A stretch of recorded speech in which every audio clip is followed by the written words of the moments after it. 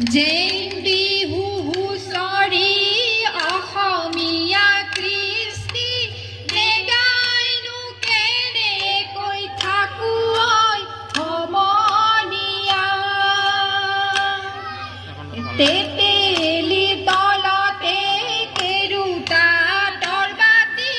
পাহৰি আহিলো খুজি ঐ সমনীয়া কুচিৰে সলনি পগলাই কিলাব যামে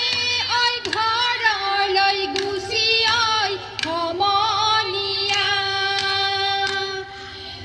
অসমীয়াৰ কৃষ্টি